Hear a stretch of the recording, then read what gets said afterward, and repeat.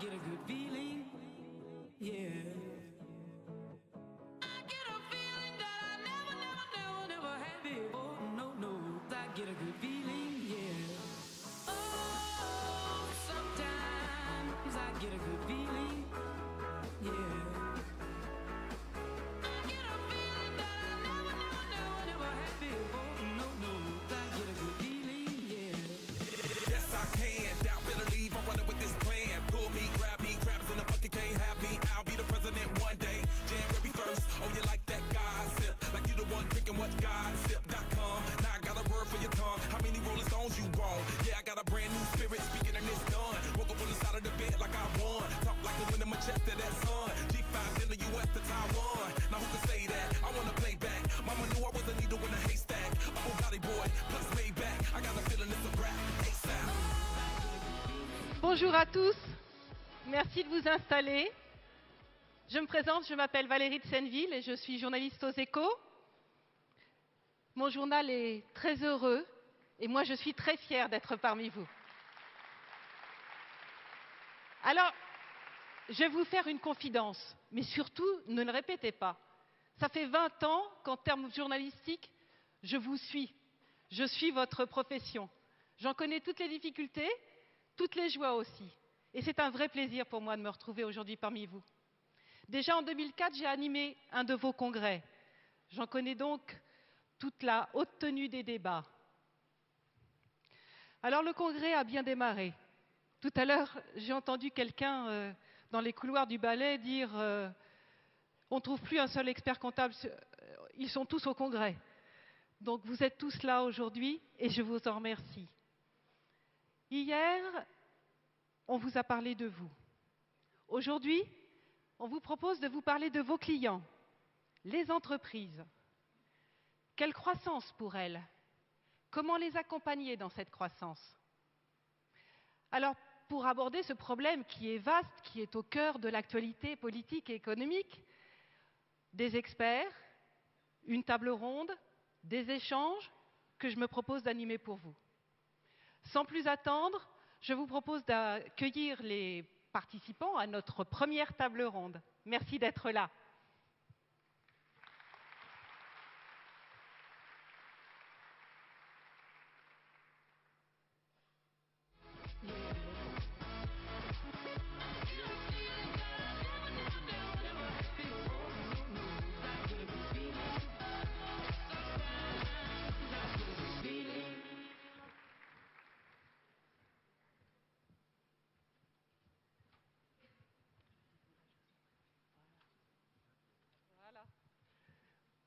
Bonjour à vous, merci de nous rejoindre. Alors, nous n'avons dit, le terme de croissance n'a jamais été autant d'actualité. Je suppose que tous les jours, vous l'entendez.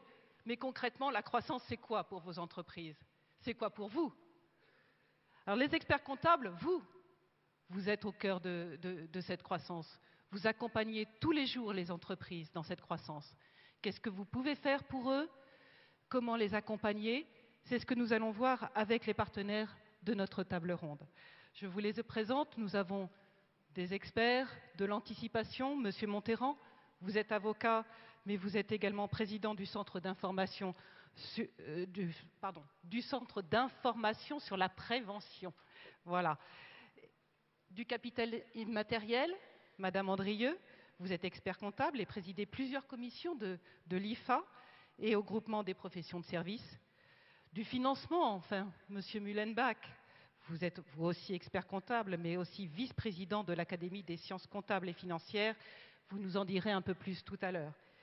Et enfin, Monsieur Ledouble, enfin non, de l'évaluation.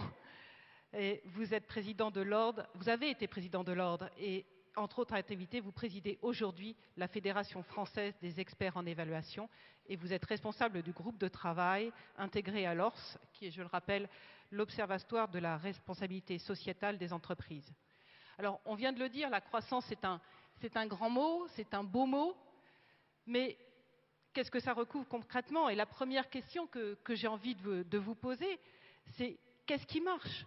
Qu'est-ce qu'on constate sur le terrain, Monsieur Monterrand? Alors, merci Valérie. Moi, j'interviens comme avocat au milieu de ces milliers d'experts comptables pour répondre à votre question, qu'est-ce qui marche? J'aurais tendance à dire, et j'en suis un exemple vivant, la coopération entre avocats et experts comptables dans le domaine qui est le nôtre, celui des entreprises en difficulté. Et cette coopération s'est exprimée à travers la création du CIP, Centre d'information sur la prévention des entreprises en difficulté, qui a été créé de façon informelle il y a une dizaine d'années et depuis 4 ans, grâce à Thierry Bello, ton associé, Agnès Bricard, qui est ici, ou si elle n'est pas ici, elle est tout près, Madame la Présidente, et ça a été un formidable élan qui aujourd'hui est reconnu par les pouvoirs publics, par tous les présidents de tribunaux de commerce, et ça c'est un parfait exemple de coopération, c'est quelque chose qui fonctionne. Il y a encore quelque chose qui fonctionne bien et qui est issu des experts comptables avec le CIP, c'est l'assurance santé entreprise sur lequel on vous dira quelques mots tout à l'heure. Donc, effectivement, la prévention, on le voit, est au cœur du métier de l'expert comptable. Mais Jean-Louis Mullenbach, est-ce que les experts comptables sont assez présents au niveau de la prévention ? En tout cas, ils sont beaucoup plus présents depuis 10 ans et je dirais depuis qu'Arnaud Montebourg s'est attaqué aux tribunaux de commerce. Vous vous souvenez de cela? Et là, pour le coup, les juges consulaires qui n'aimaient pas forcément le CIP, etc., eh bien, s'ils sont intéressés de très près, sont intéressés aux experts comptables. Et je voudrais dire qu'il y a un boulot fantastique qui est fait par Thierry. En quelques années, le CIP a pris un envol et les experts comptables sont beaucoup plus présents dans la prévention. Cela dit, peut-être qu'ils n'étaient pas assez présents dans les problèmes de trésorerie des entreprises, parce que prévention, c'est anticiper, bien entendu. Et là encore, peut-être grâce à la crise, il y a des progrès fantastiques qui ont été faits. Il faut rappeler que pour un expert comptable, la robustesse financière d'une entreprise, sa solidité, c'est quelque chose de fondamental.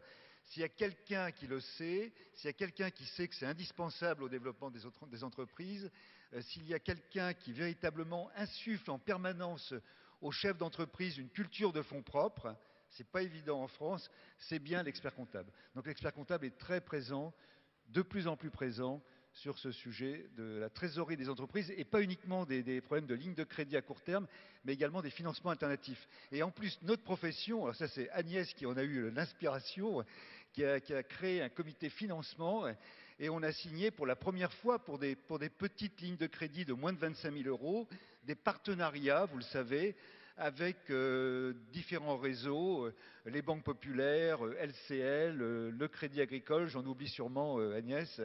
Et on a maintenant des dossiers modélisés, c'est-à-dire que l'expert comptable, il ne sort plus uniquement des comptes et des liasses fiscales, mais il sort aussi des budgets, des prévisions de trésorerie, des business plans qui vont permettre d'aller voir les banques pour obtenir des financements à court terme ou à long terme. Vous avez signé dernièrement, le Conseil supérieur a signé dernièrement plusieurs accords avec des banques. Je crois qu'il y a eu d'ailleurs un article dans un excellent quotidien économique. Notamment avec CDC Entreprises et avec le FSI.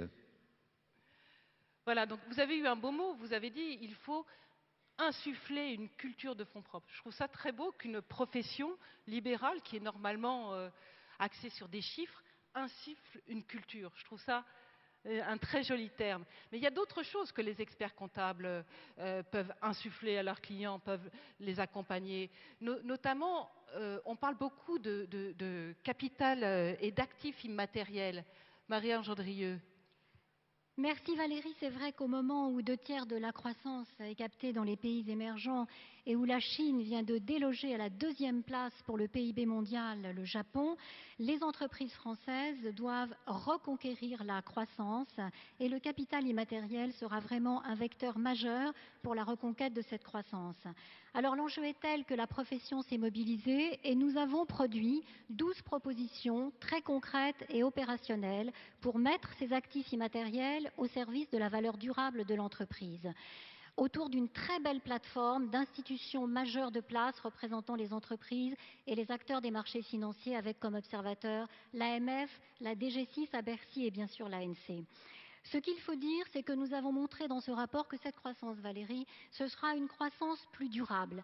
Parce qu'investir dans l'immatériel, c'est investir sur le long terme, dans le capital humain, l'innovation, les marques, le capital client, le capital partenaire, c'est-à-dire les racines de la valeur durable de l'entreprise, les garants de sa pérennité. Ce sera aussi une croissance plus équilibrée, avec un volet au-delà de la compétitivité coût, de la compétitivité plus qualitative hors coût, et nous en avons bien besoin parce que la France, qui est le 5e PIB mondial, n'est qu'à la 18e place en matière de compétitivité, alors que l'Allemagne est respectivement à la 4e et à la 5e place. Ce sera aussi une croissance plus inclusive des parties prenantes, parce que cette croissance immatérielle, elle se fait par des plateformes collaboratives. On co-crée l'offre avec les clients, ça se fait beaucoup dans les services. On est partenaire entre fournisseurs et grands donneurs d'ordre, comme dans l'aéronautique. C'est aussi une croissance plus porteuse de sens et de cohésion sociale, parce que le capital humain est au cœur de cette croissance. Les hommes ne sont pas des centres de coûts, mais ce sont des générateurs de valeur. Et cette éthique de la croissance, je crois qu'avec la Cité des compétences, notre profession montre que nous la partageons.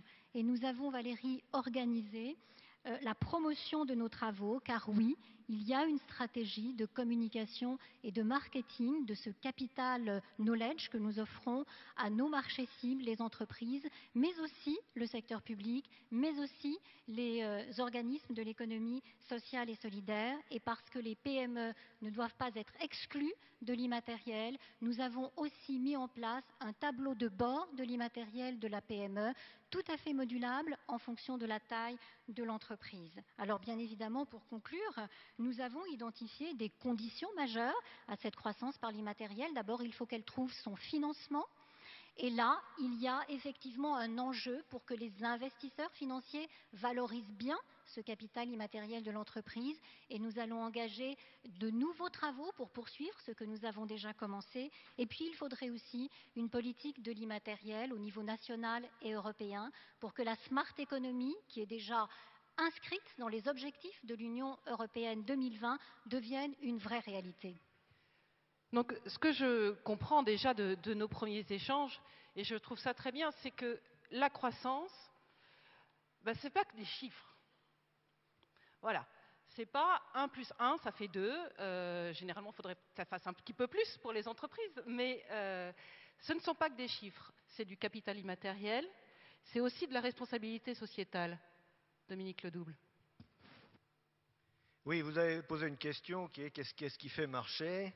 Et moi, j'aurais tendance à répondre la lucidité et la capacité d'anticipation.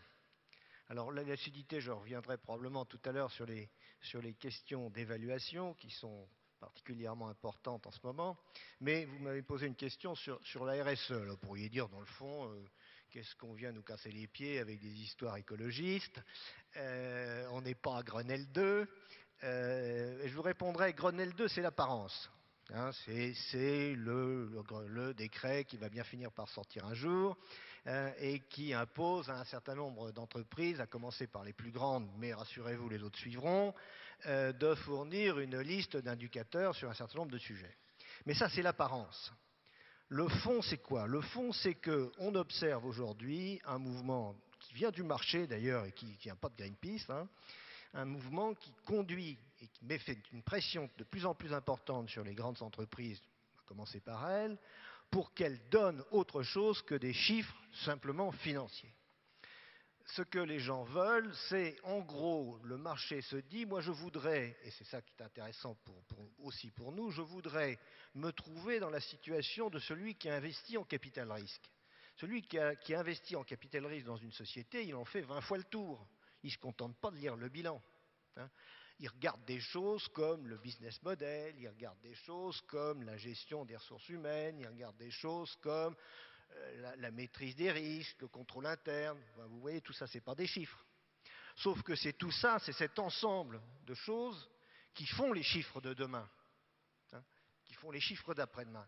Et c'est plutôt eux qui font, c'est le chef d'entreprise qui va faire ces chiffres-là. Et ce qui est intéressant aujourd'hui, bon, les grandes entreprises commencent à donner l'exemple exemples, et on voit bien, si vous prenez des entreprises comme Air Liquide, comme Vivendi, vous verrez aujourd'hui le flot d'informations qui est donné sur des choses non financières. Oui, Simplement, c'est ce mouvement-là qui est parti. bien sûr, ce qui marche pour les grandes entreprises doit marcher aussi Voilà. pour les TPE, PME et ETI. Et ce qui est important dans ce mouvement, encore une fois, qui n'est pas un mouvement uniquement sur l'économie verte, hein, bien sûr, ça comprend ça, mais pas seulement ça, c'est que ça réhabilite le long terme ou le moyen terme. Hein, on dit toujours le marché short-termiste, il voit qu'au prochain trimestre, etc. Et toute cette information qui est donnée, tout ce mouvement qui est fait pour que progressivement on arrive à ce qu'on appelle, nous, un rapport intégré, c'est-à-dire un rapport annuel qui inclut à la fois du financier et du non-financier, c'est quelque chose qui donne une plus grande profondeur à la réflexion et une profondeur sur un peu plus que le très court terme, même si Jean-Louis a eu raison de le souligner, pour beaucoup de PME, le très court terme, c'est faire les fins de mois, c'est la gestion du cash. Bien sûr, ça c'est la contrainte incontournable. Mais dès qu'on a à peu près résolu ça, on peut commencer à regarder plus loin. Mais la capacité du chef d'entreprise à appréhender cette fin de mois, ce qu'il met de lui dans ces chiffres, cela compte aussi beaucoup. C'est la responsabilité sociétale. Voilà. Et donc, si vous voulez, pour répondre à votre question, aujourd'hui, vous avez beaucoup de chiffres et pas beaucoup de lettres dans les comptes. Demain, vous aurez beaucoup de chiffres et beaucoup de lettres. Bon, mais c'est très bien tout ça. On le voit bien. Pour le concret, il y a les chiffres. Mais pour le concret aussi, il y a plein d'autres choses qui tournent autour de l'entreprise. Et ce que les grandes entreprises font aujourd'hui, les petites et moyennes entreprises, j'allais dire, c'est un peu comme Monsieur Jourdain. Elles le font sans le savoir, forcément. Mais c'est très bien, on a vu ce qui marchait. Mais maintenant, qu'est-ce qui ne marche pas? Qu'est-ce qui fait qu'un jour, le moteur d'une entreprise se bloque? Monsieur Monterrand. Alors, un paradoxe. Je vais vous dire que ce qui ne marche pas, c'est la prévention, alors qu'elle marche très bien. Et le paradoxe est important. En gros, je vais parler de chiffres qui ne sont pas exacts, comme ça je ne prends pas de risque. 60 000 attention, vous dépôts parlez de de bilan journaliste, chaque moi année. j'adore les chiffres. Alors. Donc, 60 000 entreprises se retrouvent devant les tribunaux en vue de l'ouverture d'une procédure collective. Il n'y a que 3 000 entreprises qui s'adressent au président du tribunal de commerce pour demander soit un mandat ad hoc, soit une conciliation. Or, lorsque l'on demande un mandat ou une conciliation, on recueille pour avoir un accord une unanimité, et cette unanimité qui règle les problèmes normalement, définitivement, est obtenue dans 2 cas sur 3. Ça veut dire qu'en prévention, on arrive à résoudre les problèmes économiques d'une entreprise, 2000 entreprises par an. Vous voyez la nécessité de faire parler de la prévention. Or, 60 000 entreprises qui déposent le bilan chaque année et seulement 5% qui s'adressent en prévention au président du tribunal. Ça, c'est un dysfonctionnement, c'est quelque chose qui ne fonctionne pas. Ça veut dire quoi? Ça veut dire que pour la croissance, il faut prévenir? Il faut prévenir des ratés de croissance pour continuer à croître? Bien sûr, parce qu'une entreprise, une personne morale ou une personne physique qui exploite une entreprise, eh bien c'est comme quelqu'un qui traverse des difficultés. On peut avoir une grippe, on peut avoir une maladie plus importante, on va consulter le médecin. Eh bien pour une entreprise, c'est la même chose. On va voir le président du tribunal lorsqu'il y a des difficultés. Prévenir, c'est guérir. Prévenir, c'est guérir, anticiper, ce devrait être la règle d'or pour tous les chefs d'entreprise. Et vous avez tout à l'heure fait la comparaison entre ce que font un certain nombre de grandes entreprises et ce que font les petites entreprises. Or, qui s'adresse à la prévention au président du tribunal de commerce? La plupart du temps, des grandes entreprises. Or, 90% des entreprises qui font un dépôt de bilan ont moins de 9 salariés. Et la plupart des entreprises qui vont en prévention ont plus de 9 salariés. Et pourquoi? Parce que la prévention n'est pas connue.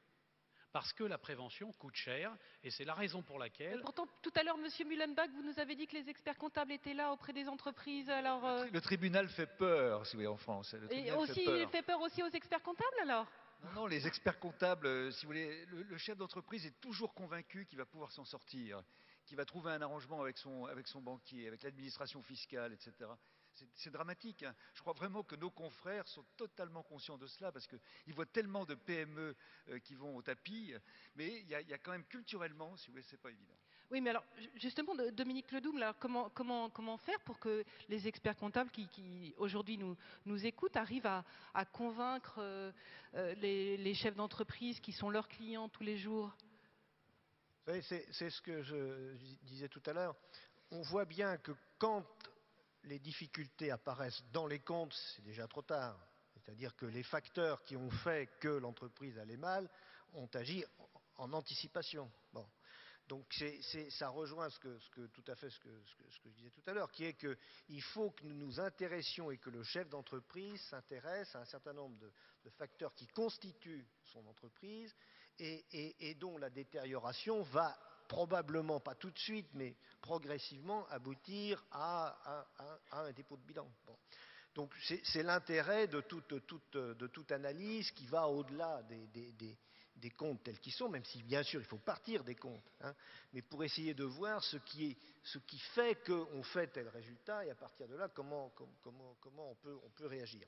Une autre chose qu'il faut voir, je parlais tout à l'heure de lucidité, et Jean-Louis a raison.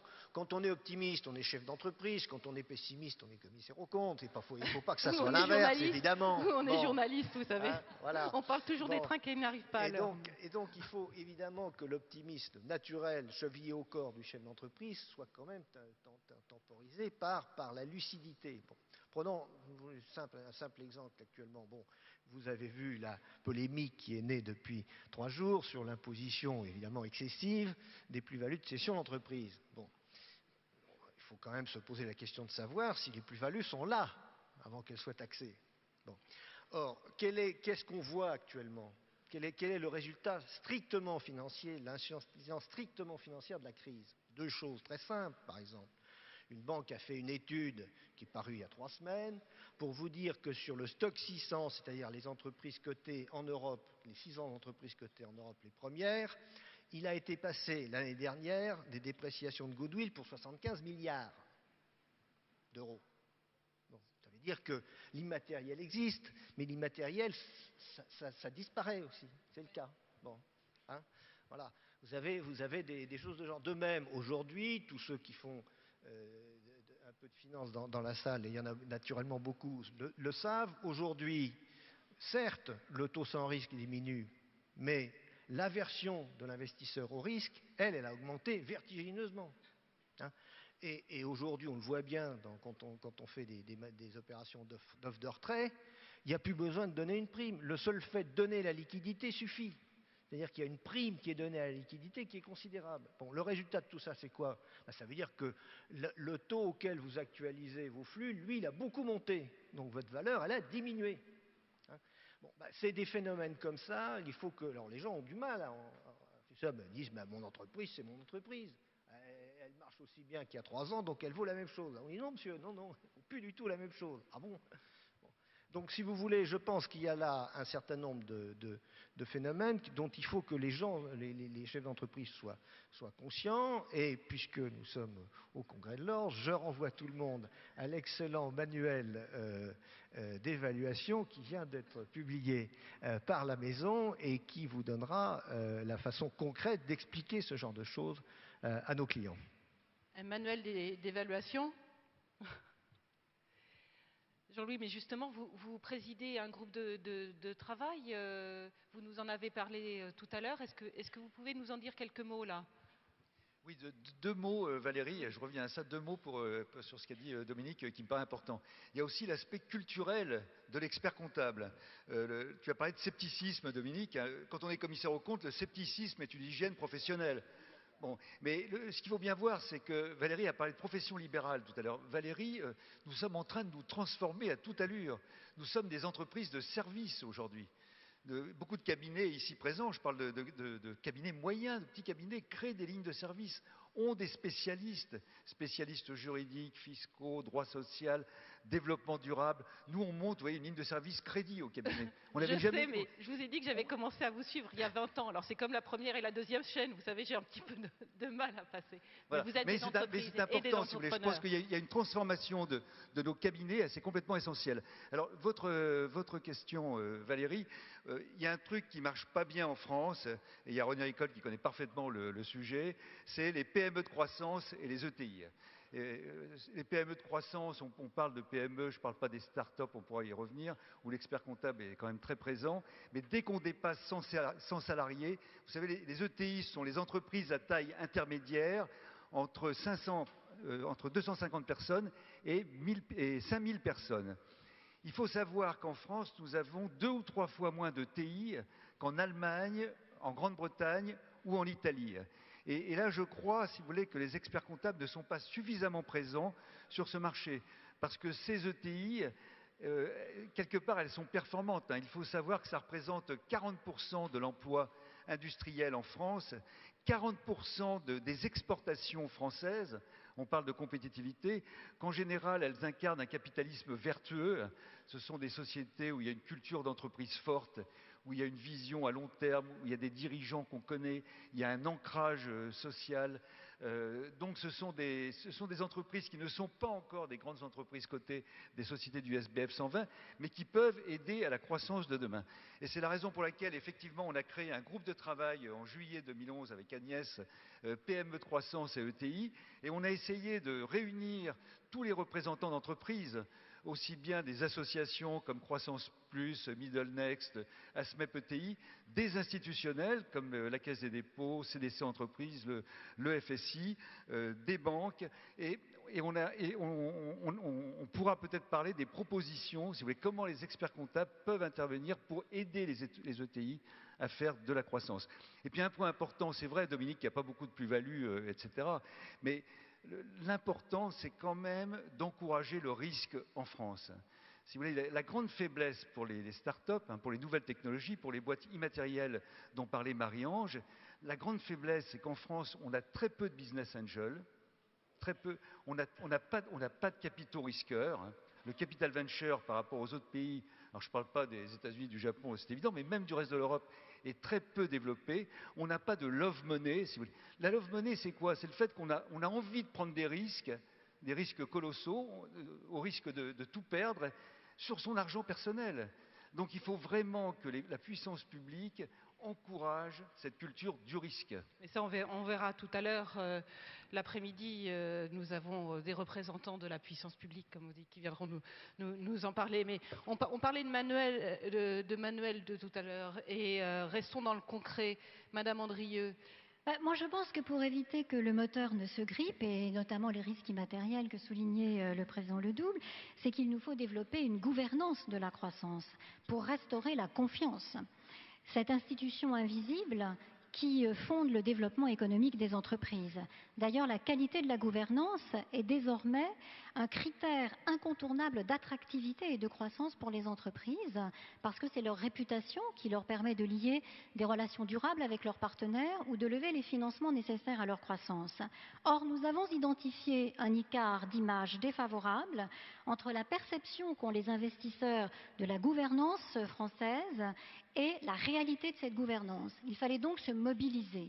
C'est ce qu'a fait le Conseil supérieur avec la Compagnie nationale des commissaires aux comptes et aux côtés de l'IFA et de Paris-Île-de-France Capitale économique et d'une très belle plateforme d'institutions prestigieuses, nous venons de sortir ce rapport, la gouvernance des sociétés cotées à l'usage des investisseurs, d'ores et déjà disponible sur le site des experts comptables avec, comme vous le voyez, pléthore d'institutions partenaires de ce travail. Et nous démontrons quand même que la gouvernance des sociétés françaises, elle s'est beaucoup améliorée sur les dernières années et que dans certains domaines, elle atteint même les meilleures pratiques internationales. Nous avons concrètement, pour répondre à votre question, en deux mots, identifié 3 leviers d'attractivité, l'équilibre des pouvoirs et notamment le rôle important que doit jouer le conseil d'administration, parce que la qualité du pouvoir, c'est la qualité du contre-pouvoir, mais aussi la performance des instances de gouvernance, et là on parle de diversité de compétences, on parle d'indépendance des administrateurs, on parle de genre, Permettez-moi juste, Valérie, de dire qu'en tant que coprésidente de l'Association des femmes experts comptables administrateurs, le capital féminin a un rôle à jouer dans le croissance et surtout la transparence ou le rôle de l'expert comptable, que ce soit pour l'information financière ou extra-financière, est essentiel parce que pas de transparence, pas de confiance, donc pas de crédit, donc pas d'investissement, donc pas de croissance. Donc dans cette affaire, Valérie, pour reprendre ce que disaient nos panélistes, les experts comptables n'ont pas à être optimistes, ils n'ont pas à être pessimistes, ils ont à être déterminés. La détermination, je vais en avoir pour maintenant clore cette table ronde, parce que nous avons vu que concrètement, il y avait énormément de projets, que les experts comptables étaient déterminés et proactifs dans la croissance des entreprises. Il me reste, madame, messieurs, à vous remercier infiniment d'avoir défloré pour nous quelques aspects de la croissance des entreprises. Merci beaucoup. Je vous invite à applaudir nos invités. Get a good feeling, yeah.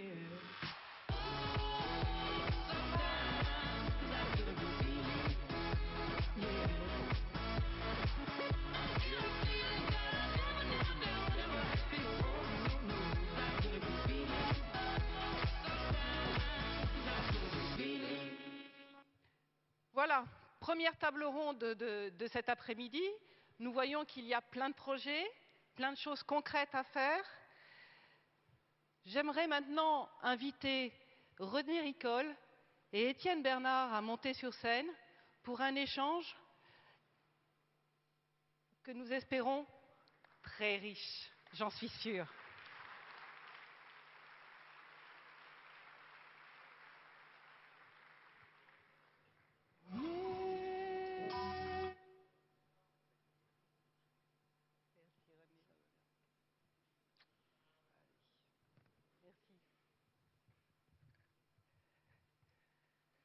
Merci à vous d'être là.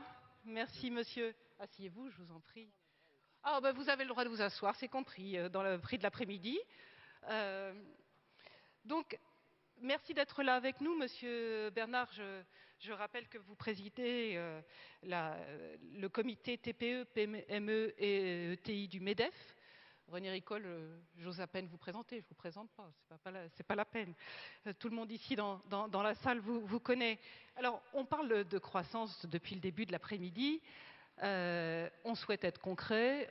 On parle de croissance de TPE, de PME et de PMI et d'ETI aussi. Alors, ce terme d'ETI, j'ai cherché parce que je trouve que c'était un beau projet et un beau marché aussi pour les experts comptables, parce que ce sont des entreprises que l'on voit croître, que l'on voit grandir. Pour vous, ça doit être extrêmement valorisant d'être avec eux tous les jours. Alors, j'ai découvert une étude d'un grand cabinet d'expertise comptable sur lequel j'aimerais vous faire réagir. Et cette étude montre que les ETI, pour 91% d'entre elles, prévoient le maintien ou la hausse de leur activité dans les 2 années à venir. C'est une étude qui n'est pas si vieille que ça, malgré la crise. Cette étude date de mars 2012. Et elles disent aussi, pour 67% d'entre elles, qu'elles souhaitent le maintien de leur effectif. Monsieur Bernard, vous pensez quoi? Vous pensez que cette étude est réaliste? Je crois que les entreprises ETI, les PME et les TPE, les PME et les ETI notamment familiales, ont montré pendant la crise leur grande résilience et leur grande volonté de conserver leur personnel parce que c'est leur actif, c'est ce qui est le plus important chez eux et c'est pour ça qu'ils se battent pour ça. Ce que je voudrais dire, c'est que je veux croire à tout ce qu'on veut, mais c'est pour ça que tout à l'heure je vais vous quitter un peu vite. On peut inventer tout ce qu'on veut, on peut réfléchir à tout ce qu'on veut, mais il faut arrêter de casser la machine. Et je ne peux pas m'empêcher aujourd'hui, où on est en train de parler d'un budget contre lequel le MEDEF s'oppose lourdement, je ne peux pas m'empêcher de commencer en vous disant, bah, écoutez, oui, on va garder nos effectifs, on va faire tout ça, on va faire notre possible, mais cette histoire de plus-value, il faut revenir en arrière. La compétitivité des entreprises, c'est la première chose qu'il faut regarder.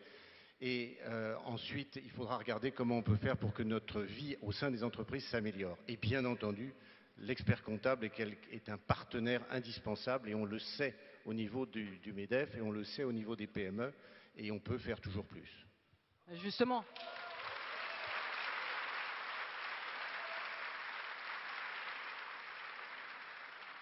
Justement, cette croissance, comme vous dites, il faut pas casser la machine, vous avez parfaitement raison. Et certains entrepreneurs se sont un peu rebellés, ils ont lancé un manifeste, parlait des pigeons. René Ricol. Oui, moi, d'abord, rapidement sur les ETI. D'abord, les ETI qui ont répondu à cette enquête sont beaucoup dans le domaine de l'aéronautique et on sait que c'est le seul domaine qui, pour les 3 ans qui viennent, a un potentiel de croissance spectaculaire. Deuxièmement, j'ai déjà dit devant cette salle et devant mes amis, la meilleure manière de faire des ETI, c'est de faire fusionner des PME. Tout ce qui est de nature à pousser à la fusion des PME est une bonne chose. Et je redis à la présidente de l'Ordre que je ne serais pas scandalisé qu'on introduise le success fee pour les professionnels comptables qui favorisent le rapprochement de PME. Parce qu'évidemment, 2 PME qui fusionnent, il risque d'y avoir qu'un seul expert comptable. Celui qui perd, c'est pas normal qu'il y ait un success fee. Je reviens à l'histoire des pigeons. Et pour vous dire, chers amis, exactement ce que je pense, je préférais qu'on supprime la commercialité et qu'on vous permette d'avoir des success fees. Voilà ce que je pense vraiment. Voilà. Je ne sais pas qui a eu l'idée de permettre à notre profession de se lancer dans la vente de chaussures ou de costumes. Je vois peu d'avenir dans ce domaine. Oui, parce qu'il y a un texte de loi qui a été voté dans des conditions invraisemblables. Je pense que par contre, le success fee est quelque chose de normal. Quand on réussit une belle opération, c'est assez normal d'avoir un complément de rémunération. Je le dis, je l'avais un peu sur le cœur. Je suis content de pouvoir le dire. Voilà, vous pouvez applaudir parce que vraiment, voilà. J'allais dire, faites comme chez vous, mais vous êtes un peu chez vous ici. Oui, alors. non, mais je me sens assez chez moi, voilà, il n'y a que des amis là. Alors, je voudrais maintenant qu'on parle un peu sérieusement. Ça tombe bien, Monsieur le Président, vous allez visiter les ministères. J'ai choqué quelques-uns de vos amis l'autre jour avec Edwige Chevrillon, en passant 1 heure avec elle sur BFM TV. Je voudrais exactement revenir sur ce que je crois, si vous voulez. Premièrement, nous sommes ici tous comptables. On est capable de lire le déficit de ce pays. Nous n'éviterons pas, quoi qu'on fasse, un alourdissement de la fiscalité. On ne l'évitera pas, il faut l'accepter, on le sait bien. C'est la raison, on ne peut pas continuer à dépenser pour compte de nos enfants. Et je voudrais être un peu clair, si on me donne 30 secondes là-dessus ou 1 minute. La fiscalité, c'est d'abord la fiscalité des personnes. Qu'on mette une tranche à 45% au-delà de 150 000 € de revenus, je ne dis pas que ça me fait plaisir, hein, je vais en souffrir. Mais ça me paraît assez normal.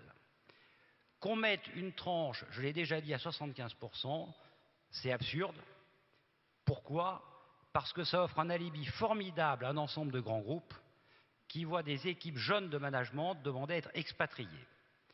Et je l'ai dit au président de la République, on risque de se réveiller avec des groupes qui seront partiellement partis. Aujourd'hui, au moment où on parle, quand on monte par l'escalier dans les grands groupes, il y a des étages qui sont vides. Vides. Ces étages-là... Ils sont déjà partis avant les 75%? Ils sont partis tout de suite. Ils ont anticipé? Non, ils sont partis tout de suite. La vitesse du mouvement m'effraie beaucoup. Parce que les départements corporates, les départements internationaux sont partis à Londres, à Hong Kong, voire au Brésil. Les entreprises qui ont déménagé leur département. Voilà, donc il n'y a pas de déménagement de sièges sociaux, il y a un truc qui est plus sournois, et ça c'est quelque chose d'extrêmement préoccupant. Autrement dit, je souhaite que le patronat soit responsable et dise oui à une tranche de 45%, ça ne nous fait pas plaisir, on l'a eu dans le passé, j'ai été formé par Raymond Barre, il a de temps en temps donné des vrais coups de massue fiscaux, c'est normal, on va le faire, ça ne nous fait pas plaisir.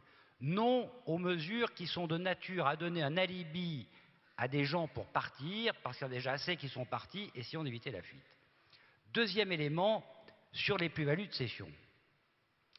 Sur les plus-values de cession, nous savons tous, c'est notre métier, que la chose la plus dramatique dans une entreprise, dans une belle entreprise, c'est l'âge du capitaine.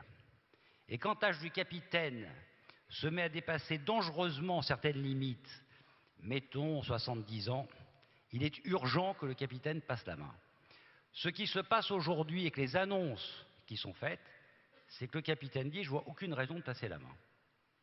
Parce que sur le fond, ça ne me rapporte rien, vaut mieux que ça dure. Donc c'est une perte de richesse sur le pays. Mais... Donc évidemment, je vais jusqu'au bout de ma petite démonstration, parce que j'aurais à faire complète. Évidemment, la taxation en moyenne à 34% des plus-values de cession, qui était déjà au-dessus de celle des Allemands, je pense qu'aller au-delà de ça, c'est déraisonnable. Et qu'il faut par conséquent, pour les cessions d'entreprise, rester au régime ancien. Faisons le méthode de calcul que l'on veut, mais franchement, il ne faut pas plaisanter avec ça.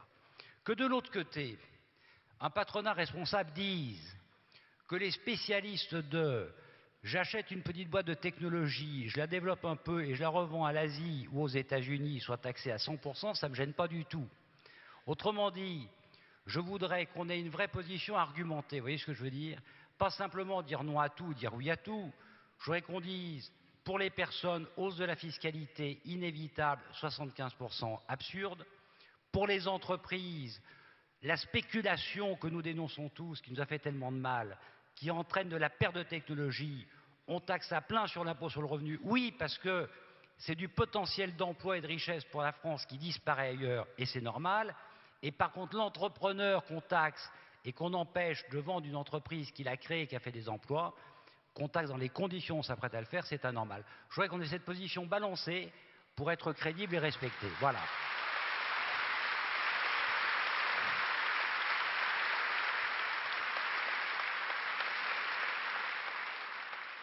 Monsieur Bernard, vous avez l'impression que le MEDEF dit non à tout? Non, absolument pas. Je me sens très à l'aise avec ce que dit M. Ricol. En plus, je n'ai pas de problème.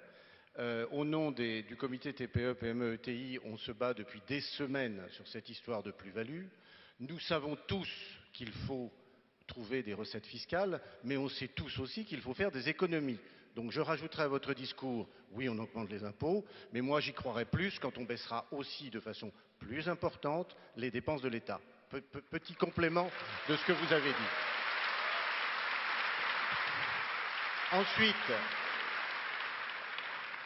Ensuite, aujourd'hui, dire à des jeunes, vous montez une entreprise, on sait qu'on a en France des vraies compétences pour monter des jobs qui vont durer 5 ans, 7 ans, 10 ans. Vous allez le monter et on va vous coller à la sortie 60% d'impôts au lieu de 35% aujourd'hui, alors que je vous rappelle qu'en 2006, on avait annoncé qu'à partir de 2012, les 19%, puisque vous savez que c'est 19 plus 15, je ne vais pas vous faire de cours à vous. 34. Ok, merci. Les 34% se décomposaient en deux. Il y a la partie CSG qui reste et il y avait les 19% qui devaient baisser. Donc je pense qu'aujourd'hui, nous voulons porter le message que oui, il faut tous faire des efforts. Oui, moi aussi, je payerai du 45. Mais il n'est pas logique de confondre d'abord revenus salariaux, revenus du capital. Et pire, il est absurde de confondre une cession d'un actif de capital avec un revenu du capital. Donc tout ça va trop loin aujourd'hui. Et ce que je peux vous dire, c'est que l'exaspération qui est montée depuis des semaines, nous avons été, la semaine dernière, on communiquait largement là-dessus, on est suivi par les pigeons aujourd'hui, et pourquoi pas. Bien entendu, il ne faut pas exagérer, il faut regarder les choses objectivement. Mais s'il vous plaît, ne cassons pas le moral des entrepreneurs. Parce qu'une fois qu'on aura cassé le moral des entrepreneurs et empêché l'argent de venir pour nous avoir des actionnaires, on peut parler de ce qu'on veut, mais on n'aura pas grand-chose à faire. Il va être applaudi, mais on peut rester une seconde. On est sur quelque chose que vous allez négocier, c'est très important. S'il y en a un qui est bien placé pour savoir les richesses incroyables en technologie de ce pays, c'est moi. J'ai passé 3 ans dans quelque chose qui n'est pas discuté par le nouveau gouvernement, les investissements J'allais en d'avenir. parler. Le Aller commissariat. chercher partout les pépites avec une révolution culturelle, c'est qu'au lieu qu'on dise on décide par avance de ce qui est bien pour le pays, on fait monter les projets et des jurys internationaux choisissent ces projets. Je voudrais vous dire qu'il y a de mon point de vue 2 catégories d'entrepreneurs. Ceux que j'ai envie de ne pas voir imposer, ce sont les bons. Ce sont ceux qui développent de l'emploi et leur savoir-faire en France, qui savent aussi aller passer des deals à l'étranger, monter des entreprises. Et puis il y a une race que je n'aime pas. Et cette race, elle a fait beaucoup de mal. Et c'est pour ça que je ne signerai pas le manifeste des pigeons, parce qu'il y en a quelques-uns que je reconnais parmi les initiateurs du projet, qui sont des gens qui sont des spécialistes pour savoir acheter la bonne technologie, la développer un peu et la vendre aux États-Unis ou à l'Asie. Et eux, franchement, on leur mettrait 100%, ça me fait ni chaud ni froid. Vous voyez ce que je veux dire? C'est-à-dire que je pense que vraiment, l'appel que je fais là, c'est celui de la solidarité nationale. Moi, ce qui m'intéresse, c'est qu'on ne pénalise pas les gens qui se sont montrés solidaires dans leur vie d'entrepreneur, qu'elle soit courte ou longue. L'entrepreneur jeune qui, au bout de 3 ans, vend une entreprise pour en recréer une autre, franchement, il mérite le respect. Celui qui passe son temps à aller chercher les meilleures pépites de nos chercheurs, généralement financés par le public, pour mettre un peu d'argent dedans et ensuite les vendre à l'étranger dans une plus-value et qui explique qu'en même temps il fait son devoir national, celui-là, il ne m'intéresse pas. Voilà. Et je pense qu'il faut qu'on fasse un distinguo clair entre l'entreprise spéculative, j'achète pour revendre, et ça, c'est pas sympathique pour nous. Il y a même une espèce de sentiment qui me choque. Les Anglais ne font pas ça, les Allemands ne font pas ça, les Japonais ne font pas ça. Donc lui, je ne me sens pas solidaire de lui ou d'elle. Ce n'est pas un entrepreneur au sens où nous, experts comptables, on aime les servir. Et puis il y a les autres. Et les autres, évidemment, ce qui est en train de se préparer, c'est inadmissible. Mais le plus grave de ce qui se passe en ce moment, en dehors de taux qui sont absurdes, sur lesquels il faudra bien revenir, c'est qu'on fait un mélange de genres. Vous voyez ce que je veux dire? Et je crois qu'il faut qu'on clarifie ça. On est en train de donner le sentiment, parce qu'on a quelques exemples de mauvais joueurs, de ceux qui font de la spéculation sur le savoir-faire français. Et en réalité, on traite tout le monde comme si tout le monde était comme eux. Mais non, c'est l'exception.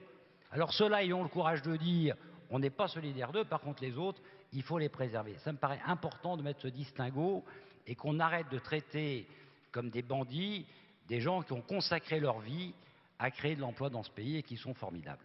Bien sûr.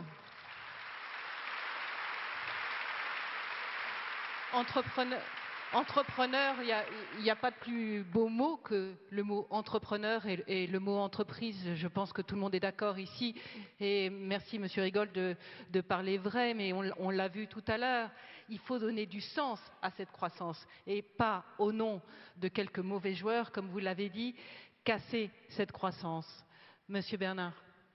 Oui, je pense qu'il y a toujours dans toute collégialité des bons, des mauvais, etc.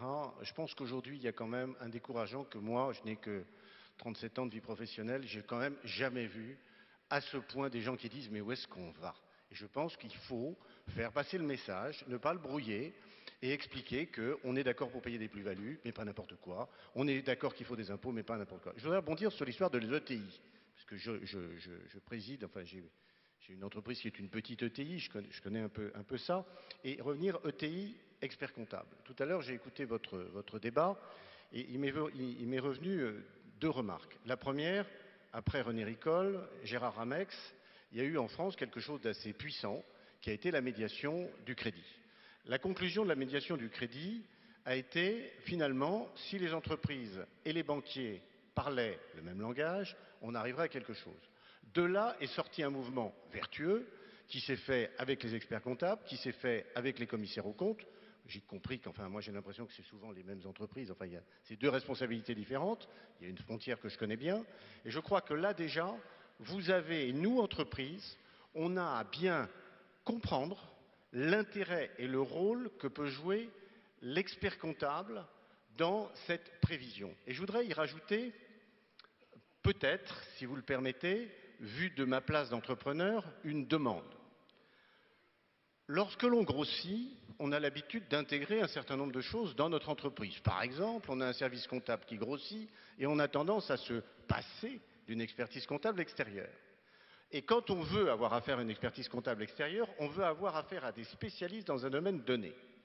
Eh bien, je voudrais que vous compreniez que nous, on doit être capable également de vous comprendre, de choisir dans vos spécialités votre caractéristique. Je suis industriel, j'ai envie d'avoir un expert comptable qui puisse m'apporter le benchmark de son expérience partout ailleurs. Et là, il y a une richesse formidable à développer et à mettre en partenariat qui, me semble-t-il, a un petit peu disparu. On ne doit pas, et nous, MEDEF, et nous, chefs d'entreprise, on doit dire à nos collègues, votre expert comptable, vous devez le choisir en fonction de ce que vous voulez qu'il vous apporte. Ce n'est pas simplement un type qui va vous faire le compte à la fin du mois. Donc, le passage d'une ETI, une ETI, c'est quelqu'un qui grossit un peu vite, qui a des tas de problèmes, il faut changer des tas de tuyaux, c'est très compliqué. C'est là qu'on a encore plus besoin de vous. Eh bien, croyez-moi, sur la place de Paris, par exemple, quand vous voulez trouver un expert comptable, essayez de comprendre quelle est la spécialité, etc. Ça n'est pas si évident. Il me semble que là, il y aurait peut-être quelque chose à développer dans votre communication vis-à-vis de nous, vos clients. Alors, je crois que, je ne voudrais pas trahir un secret, mais je crois que la présidente du Conseil supérieur de l'Ordre des experts comptables est dans la salle. Donc, je pense que le message va être entendu et on en parlera tout à l'heure avec elle. Elle les entend bien. Ouais. Dernier mot peut-être, autre sujet qui fâche, hormis la compétitivité. Dans la compétitivité, il y a un autre sujet qui est important aujourd'hui pour les PME, TPE et les ETI, c'est le sujet du coût du travail. Je crois que vous allez en parler aussi cet après-midi. Quelle est votre position là-dessus, sur les projets? On sait que le rapport Gallois va sortir bientôt, le 5, je crois, 5 novembre. Je n'ai pas la date, mais oui, le problème du coût du travail, on peut l'illustrer par des discussions de statistiques. Hier, j'écoutais la télé, comme certains d'entre vous, et je suis tombé, il y avait la présidente d'un grand groupe étranger d'automobile à qui on disait, en fait, si on prend les statistiques dans ce sens-là, on s'aperçoit que le coût du travail, il n'est pas tellement plus élevé. Et la dame était, c'est une femme d'un grand groupe international dont elle préside la filiale française, elle disait, mais écoutez... Il n'y a pas beaucoup de femmes, donc on voit à peu près écoutez, non, je ne comprends pas vos statistiques. Moi, j'ai les statistiques de mon groupe, je peux vous dire que le coût du travail en France, il est bien largement plus élevé. Donc on connaît, on a proposé, le MEDEF a proposé un transfert en même temps des charges sociales qui s'appliquent aux salariés et à l'employeur, de manière à créer un mouvement à la fois vertueux et avoir un transfert qui ne peut se concevoir a priori que sur des masses larges, c'est-à-dire CSG et TVA. Là, on tombe dans la politique et je ne m'y hasarderai pas. Mais ça, c'est un moyen sur lequel on espère que le rapport Gallois va faire des propositions strictes, rapides et énergiques. Parce que, bien entendu, ça ne résout pas tous les problèmes, mais c'est l'un des problèmes qu'il nous faut résoudre. Quand on nous oppose que nos automobiles ne sont pas ceci, ne sont pas cela, etc., ou que nous, chefs d'entreprise, on n'est pas assez innovants, c'est plus facile d'innover quand vous avez de la rentabilité que quand vous avez du mal à en avoir. Donc un jour, à force de tuer la rentabilité de l'entreprise, on finit par plus pouvoir innover. Mais la rentabilité de l'entreprise, c'est uniquement le coût du travail? Je n'ai pas dit uniquement. Il n'y a pas uniquement, mais si vous me permettez, je crois que là aussi, il faut qu'on parle franchement. D'abord, je vous rassure sur le rapport de Louis Gallois, ce n'est pas parce que c'est mon successeur au commissariat général et qui dit que ce qu'a fait son prédécesseur est bien, donc je ne vais pas dire du mal de lui, mais j'ai assez confiance. On a déjeuné ensemble récemment, je crois qu'il va dire des choses fortes.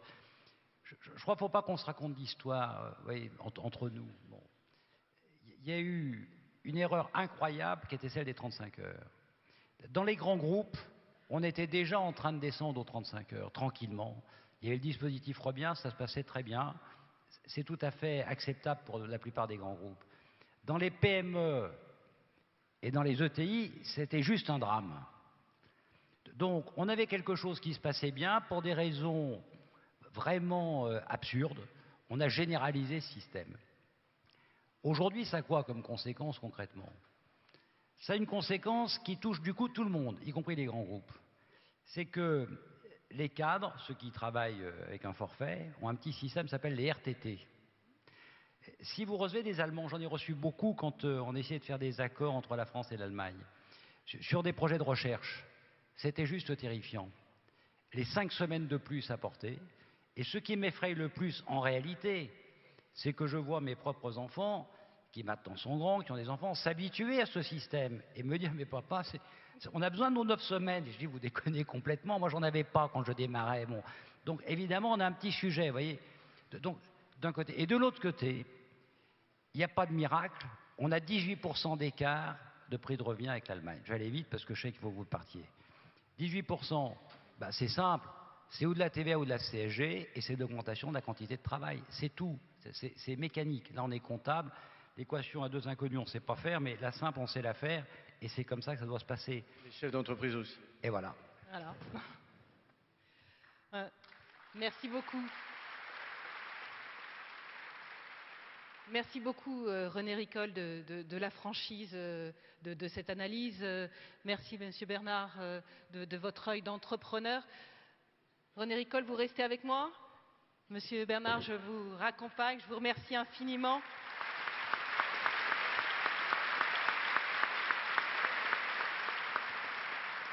Alors, cet échange était formidable, je vous propose de le continuer ensemble.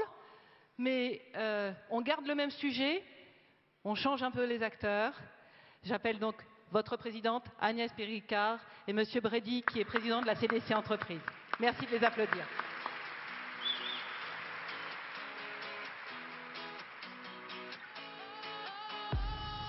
Madame Ricard, venez à côté de moi, on va faire bloc les femmes. Monsieur Brady, bonjour. Bonjour. Bonjour. Merci d'être là parmi nous. On a commencé cette journée, je trouve ça passionnant sur ce thème de croissance parce que c'est un thème tellement bien pour les experts comptables. C'est un thème de chiffres, mais c'est aussi un thème de sens, de culture, on l'a vu tout à l'heure. Et je trouve que pour une profession d'entrepreneur, puisqu'on m'a dit aussi que ce n'était plus qu'une profession libérale, bien sûr, c'est un merveilleux thème. C'est un merveilleux thème pour vos clients, c'est un merveilleux thème pour vous dans la communication avec vos clients. Alors, j'aimerais, puisque M. Brady nous fait le plaisir d'être parmi nous, qu'on aborde l'autre thème que l'on n'a pas encore abordé dans cette journée consacrée à la croissance, sur le financement et les pouvoirs publics. Donc, on le voit bien, il faut un petit peu d'huile dans la machine. Que font les pouvoirs publics ? Le grand projet, enfin, tout le monde le connaît, ça va être la Banque publique d'investissement, mais avant même que ce projet-là, enfin, René Ricol en a parlé tout à l'heure, il y a eu beaucoup de choses quand même qui ont progressé. Quelques chiffres simplement. On traverse une crise où moi je m'occupe que du financement en fonds propres. Oséo s'occupe du financement bancaire. On parlera peut-être des prêts participatifs, puisque j'ai vu que M. Dupont est là et que Isodev a construit une offre dans ce domaine-là. On a beaucoup progressé malgré la crise, puisqu'on a fait 1,2 milliard d'investissements dans le private equity sur la partie que nous gérons. C'est 12% de plus que l'an dernier malgré la crise.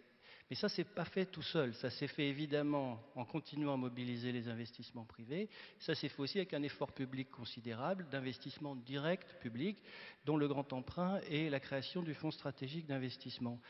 Ce qu'il va falloir qu'on fasse, et le grand projet, c'est de faire encore mieux, c'est-à-dire de travailler de manière encore plus fluide entre nous, parce que comme vous l'avez dit, ce n'est pas uniquement de l'argent, c'est aussi un travail en commun. Alors on travaille avec évidemment l'Ordre des experts comptables. Depuis 1 an, on a une convention qu'on a mise en place, on a créé un dossier standardisé, j'oublie toujours le nom, mais pour que les demandes de financement puissent être plus facilement renseignées avec l'appui technique des experts comptables. Un chiffre simplement pour montrer que la dimension financière est importante, mais la dimension proximité, contact avec les chefs d'entreprise, et c'est un des grands volets de la Banque publique d'investissement qui va être plus de proximité régionale. On a touché avec l'ensemble des fonds de France Investissement dans lesquels on travaillait avec René Ricol, 22 000 entreprises qui ont été contactées ou qui sont venues nous voir. Toutes n'ont pas eu évidemment des financements puisque seulement 700, c'est-à-dire un peu plus de 3%, ont eu des décisions favorables. Ça veut dire quoi? Ça veut dire que ces entreprises, ce n'est pas uniquement un refus des investisseurs, c'est que parfois la demande c'était des prêts, la demande c'était un autre sujet qu'il fallait traiter, leur business plan n'était pas satisfaisant, leur projet stratégique était à risque, trop à risque pour qu'un investisseur se lance. Et donc il y a un travail en amont à faire, qu'on ne peut pas faire uniquement avec les forces, y compris d'une banque publique d'investissement demain, et qui nécessite un travail en réseau. Et vous voyez, 22 000 entreprises qui sont venues nous voir, 19 000 experts comptables, je crois. L'enjeu pour nous, c'est que l'an prochain, un dossier par expert comptable. Si on double la mise, on aura vu beaucoup plus de chefs d'entreprise. Et le deuxième critère de succès pour nous, c'est un peu plus de 3% aujourd'hui de dossiers qui ont reçu des réponses favorables. C'est que ce taux s'améliore. Et ça passe par le fait qu'en amont, il y a un travail en profondeur qui soit fait avec des réseaux comme celui des experts comptables. Donc le challenge, on est déjà très mobilisé financièrement. Un deuxième chiffre, on parle souvent de la chute des levées de fonds. C'est vrai qu'elle a chuté avec la crise, avec BAL 3, avec Solvabilité 2. Mais on a réussi à maintenir cette année les levées de fonds à un niveau de 2008, qui était quand même le niveau du début de la crise, parce qu'il y a eu effectivement beaucoup d'efforts publics qui ont été mis dans la balance. On ne pourra pas les soutenir indéfiniment, et on va retomber sur le débat que vous aviez tout à l'heure, comment mobiliser l'épargne privée. Le troisième grand challenge, régionalisation, proximité, mais aussi lever des fonds privés et évidemment continuer à drainer de l'épargne privée vers les investissements les plus sensibles, c'est-à-dire l'innovation. Ça, c'est le vrai sujet qu'on n'a pas abordé. Mais René Ricol, vous en parlerez tout à l'heure. Mais Agnès Bricard, j'ai envie de vous demander ce challenge de proximité. La proximité, j'allais dire, c'est la substantifique moelle de l'expert comptable avec l'entreprise. Vous êtes prête à relever ce challenge? Alors, non seulement je suis prête à le relever au nom de la profession, mais je suis prête aussi à vous dire qu'on l'a fait le 5 juillet 2011. C'est-à-dire qu'on a signé avec la Caisse des dépôts entreprises, donc Philippe Brady en ma présence, on a fait en sorte d'imaginer qu'il y ait une coopération totale entre les permanents de la Caisse des dépôts entreprises et les 19 000 experts comptables. C'est-à-dire qu'on nous ayons, ceux de l'intérieur et nous, les extérieurs, la même grille de lecture. Et nous l'avons fabriquée. Et qu'est-ce qui s'est passé? Et bien ensuite, on a dit à nos présidents des conseils régionaux, de l'ordre des experts comptables, ils sont tous présents à ce congrès, évidemment, je les vois devant moi, on leur a dit signez les accords de façon régionale. Il faut que vous imaginiez. Fluidifier. Voilà. Donc, on l'a fait aussi. Et au moment où on passe dans ces accords régionaux, avec la grille de lecture commune, sachez-le, eh bien, on nous annonce la banque publique d'entreprise. Et on nous dit, cette banque publique d'investissement, pardonnez-moi, on nous dit, attention, il va y avoir Oseo, il va y avoir CDC Entreprises, et pourquoi pas Ubifrance, et également aussi FSI. Donc tout s'arrête, et tout s'est arrêté il y a 3 mois. Donc il faut quand même Pour mieux savoir redémarrer. que les grands projets nationaux sont essentiels pour les entreprises, mais sont tout aussi essentiels pour les experts comptables, puisque pour la première fois, Philippe Brady avait dit on fonce ensemble, on imagine qu'on va mailler le terrain ensemble, et je vous mets à disposition, mais combien de salariés vous avez? Alors, il faut le dire. Au niveau national, maintenant, c'est FSI Région, CDC Entreprises, c'est un peu plus de 200 personnes quand même. On a doublé en 3 ans. Alors, mais au niveau national, parce qu'on est présent dans plus de 250 fonds, c'est plus de 1000 personnes. C'est-à-dire qu'on a un réseau qui est un réseau privé, mais qui évidemment n'est pas à la mesure du réseau des experts comptables, qui est un réseau d'investisseurs, et donc il faut qu'on démultiplie. Voilà. Donc, bien sûr, vous démultipliez, c'est 200 multiplié par 19 000. Ce qui veut dire que Je nous, ne les suis pas experts... expert comptable, moi, donc je ne sais pas calculer. Non, mais ça veut dire que les 1000 salariés, quand on met les milliards qu'on a mis sur CDC Entreprises, ce n'est pas suffisant pour identifier les entreprises à potentiel. Donc, qui mieux que les experts comptables, et je remercie le président Philippe Brady, qui mieux que les experts comptables, donc vous tous, nous pouvons les identifier dès lors que nous avons la même grille de lecture que les 1000 salariés de la CDC Entreprises. Donc, nous l'avons fait, c'est à votre disposition, si ce n'est que maintenant, on attend le point d'entrée unique qui est la Banque publique d'investissement. Justement, comment faire remonter Je ne veux ça? pas quand même oublier Oseo qui n'est pas ici, mais ça double la mise avec Oseo, mais même à 2 ou 3 000, c'est effectivement beaucoup moins que votre réseau. Voilà. Alors, la clé du financement des entreprises, c'est, on le sait, sa redirection justement vers les PME. Vous venez de le dire, c'est une évidence. Et ça peut se faire qu'avec le soutien actif des experts comptables. Voilà le message d'aujourd'hui. Je pense qu'il est parfaitement clair. Mais on parle d'identification des entreprises à fort potentiel. René Ricol, dans le commissariat, dans vos années de commissariat à l'investissement, vous les identifiez comment ces entreprises? Quelles sont pour les experts comptables qui sont aujourd'hui dans la salle? Certes, il y a la grille de lecture que vous mettez en place, mais on l'applique comment? Est-ce qu'elle peut se coller comme ça sur une entreprise? Je vous permettez de revenir une seconde en disant que beaucoup de choses ont été faites, beaucoup de choses vont être encore faites. Et il y a 2 sujets sur lesquels il faut quand même aujourd'hui mettre un petit accent. Le premier, c'est que l'ancien médiateur du crédit que je suis dit qu'à nouveau, il y a des problèmes de financement avec les banques. Et que nous sommes dans une situation moins facile pour demander aux banques de financer parce qu'il y a les contraintes de Bâle III. On lit dans la presse ce matin avec bonheur qu'elles ont toutes passé les stress tests. Donc c'est le bonheur pour les banques, c'est un peu le malheur pour les entreprises. Une des missions qui doit être confiée quand on aura fini, Philippe, de discuter l'organisation de la BPI, c'est dans la branche financement, est-ce qu'on augmente le pourcentage de garantie de Zéo? Ma conviction, c'est que si on veut redébloquer un peu le crédit pour les entreprises et que donc on ne soit pas simplement en train de se féliciter qu'on passe les stress tests, mais que les entrepreneurs retrouvent du crédit, c'est de passer à 60 à 70% le taux de garantie de Zéo. Voilà, ça c'est la première mesure qu'il faut prendre rapidement. C'est pour débloquer la situation avec les banques, en fait. Bien ça, sûr, parce que les problème, banquiers, si aujourd'hui c'est extrêmement simple, ils ont des contraintes liées à Bâle III, vous pouvez faire ce que vous voulez, ils les respecteront. Donc, les moyens d'intervention du médiateur qui va être nommé en succession de Gérard Amex sont des moyens limités, parce qu'on sait qu'on a ce blocage. Le moyen de débloquer, c'est de permettre à Oseo de garantir un peu plus. Parce que si Oseo garantit un peu plus, alors l'effet de levier est considérable. Ça, c'est le premier élément.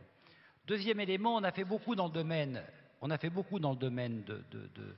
de l'investissement. Je rappelle quand même à Philippe Brady qu'avec France Investissement, qui a passé tous les régimes, on a quand même réussi à faire 6 milliards d'investissements avec les effets de levier.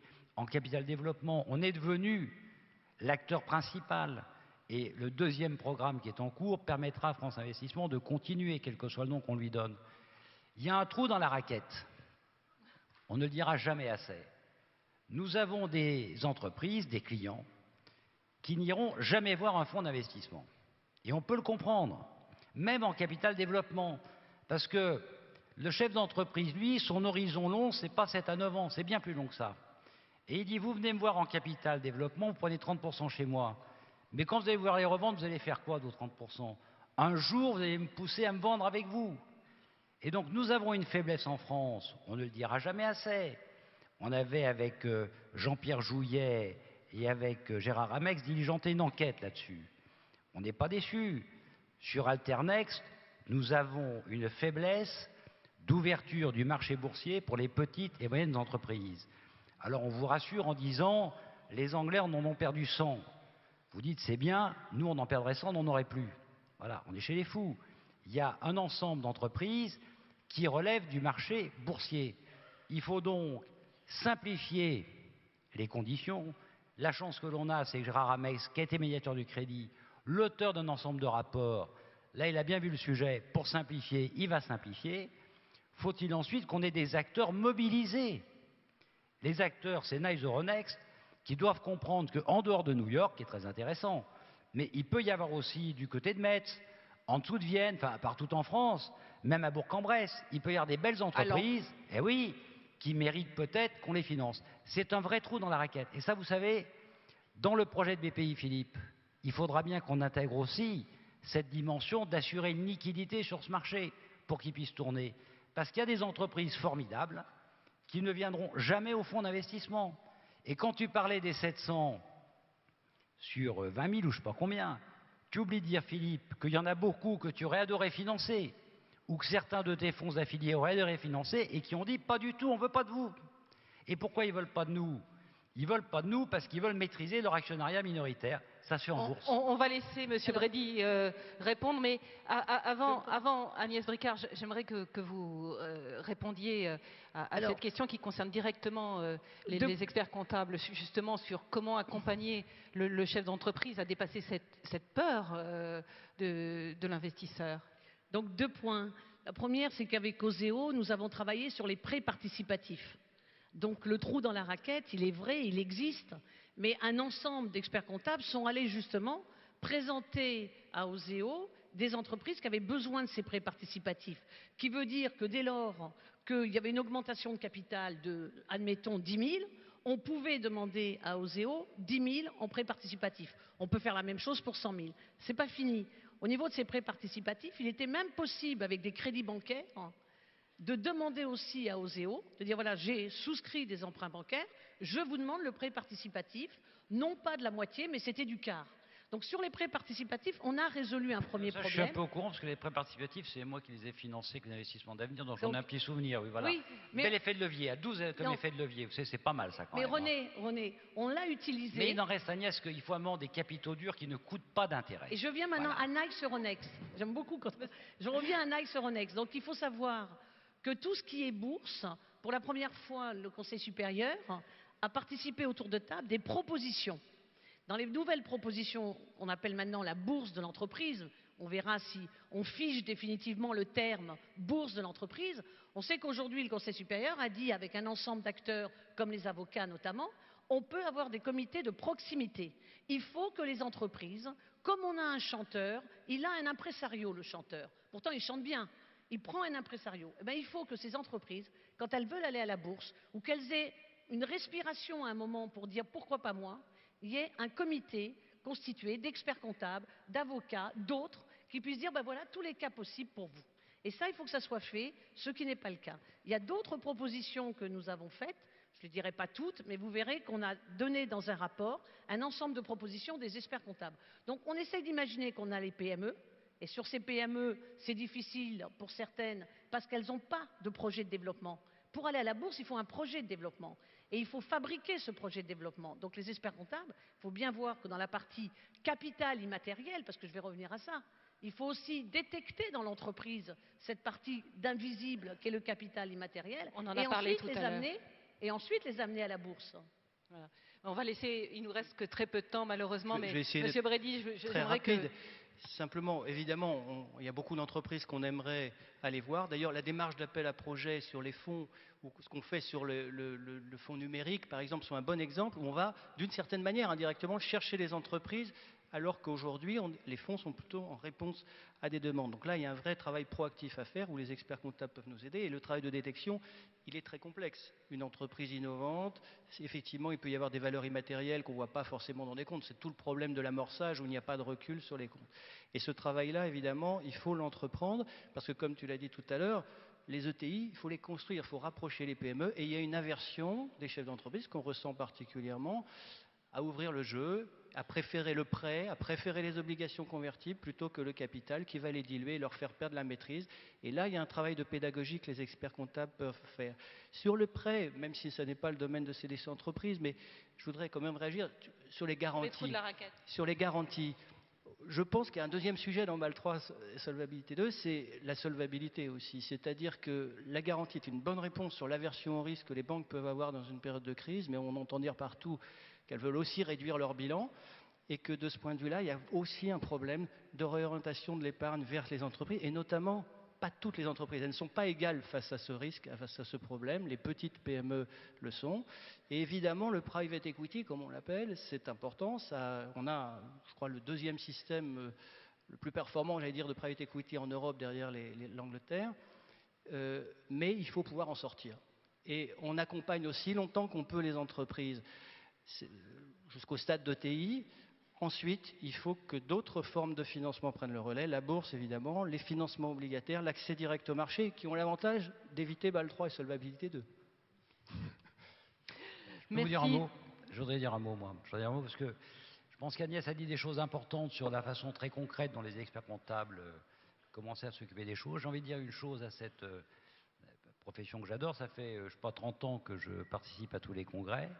Et cette année dans des conditions particulières, parce que pour la première fois, je ne suis plus membre de la profession, mais je reste président d'honneur.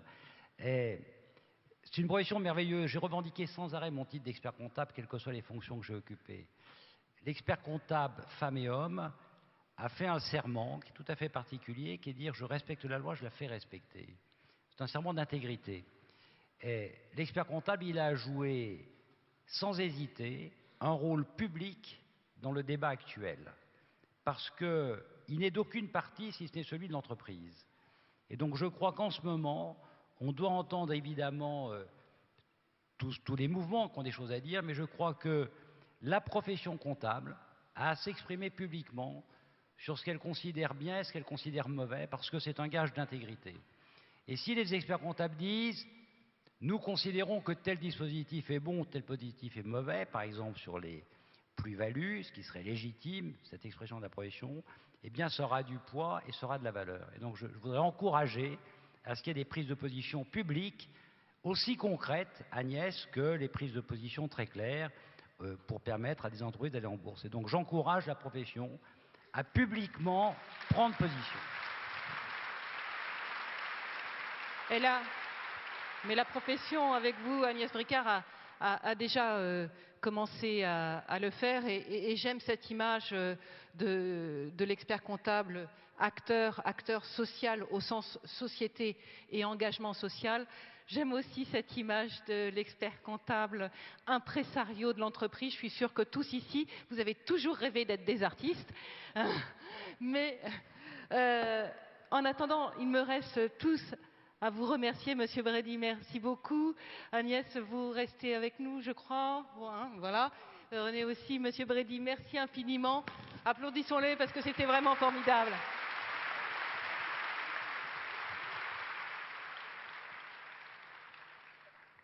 Je vous garde avec moi. J'ai envie de vous garder avec moi. Alors, on vient de le voir, le financement des entreprises se fait sur le terrain avec tous les acteurs du monde économique. Tous les acteurs avec vous, experts comptables, parce que vous êtes sur le front, vous êtes au front avec les entreprises. dans cette bataille de la croissance, il y a une banque qui s'engage. Eh bien, je vais vous demander d'appeler Monsieur Philippe Dupont et de l'applaudir.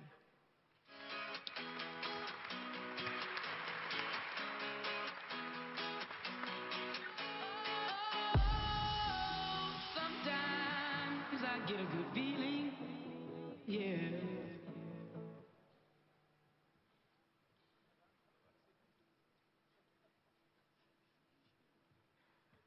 Alors, Monsieur Philippe Dupont, vous avez créé Isodev. Est-ce que vous pouvez nous présenter ce beau projet? Bah, écoutez, oui. Asseyez-vous. J'ai les jeunes filles de la maison, là. Excusez-moi, asseyez-vous, je vous en prie. Je vais- Ah ben alors, je viens. Comme je suis entre deux pragmatiques, Oui, on a vu ça, hein. la présidente Agnès Bricard, que j'ai pratiqué dans de nombreux dossiers, et puis avec René, qui, tout le monde le sait ici, a depuis 30 ans eu un engagement très fort au service de l'entreprise. Je vais vous raconter une histoire vraie, J'adore. qui s'est passée cette semaine et qui concerne effectivement ce que nous allons signer tout à l'heure avec l'Ordre des experts comptables. C'est un secret, ne le dites pas encore, je ne suis pas encore annoncé. Il s'agit d'une petite entreprise dans la région de Compiègne, comme tu les connais bien, qui fabrique de l'emboutillage plastique et qui avait besoin de changer sa machine-outil. Le projet, c'est un projet de 255 000 euros. Elle avait dans son programme la machine, bien sûr, et puis quelques installations complémentaires. La machine, elle a trouvé un banquier pour lui financer, 195 000 euros. En revanche, il lui fallait tirer sur sa trésorerie pour financer le matériel complémentaire de levage annexe à la machine. Et c'est là que nous sommes intervenus. Nous avons proposé à cette PME, une PME de 30 ans, alors je ne connais pas l'âge du capitaine René, mais 30 ans, on peut imaginer qu'il a encore un âge en dehors de ceux que tu considères comme étant devant passer la main. Et dans ce contexte-là, on lui a fait un prêt participatif de 55 000 euros, dont l'objectif est que dans cette période qui est un peu anxiogène, eh bien, il ne pompe pas sur sa trésorerie, sur son fonds de roulement, pour se fragiliser quand aujourd'hui on a du mal à examiner l'horizon, et donc de solidifier l'entreprise tout en lui permettant évidemment de satisfaire le besoin de ses clients et le besoin de continuer à entretenir l'emploi dans la région de Compiègne, puisque c'est une petite entreprise mais qui emploie déjà une trentaine de salariés, et à cette occasion-là, elle va peut-être élargir encore son périmètre. Donc vous voyez, cette histoire, c'est une histoire vraie. Alors, vous me parlez d'Isodev, je vais vous en parler bien sûr. Eh bien, Isodev, ça a été créé par et pour des entrepreneurs. Alors, je suis avec les fondateurs, nous sommes 3 à avoir développé cette idée, 2 tout d'abord, et puis je les ai rejoints, et on a développé un concept. Il s'agit de quoi? Il s'agit tout simplement de faire le constat que vous avez fait autour de ces débats, qu'il y avait un trou dans la raquette. Pas seulement pour les ETI qui veulent effectivement ne pas être entre les mains de ce que j'appellerais des fonds un peu sauvages, mais qui, en revanche, pour des catégories plus petites, c'est un trou de raquette plus petit, mais où il y a beaucoup de monde. Il y a 800 000 entreprises en France qui réalisent entre 250 000 et 15 millions d'euros de chiffre d'affaires. Ces entreprises, avant de devenir des ETI, elles financent aujourd'hui souvent leurs investissements par autofinancement.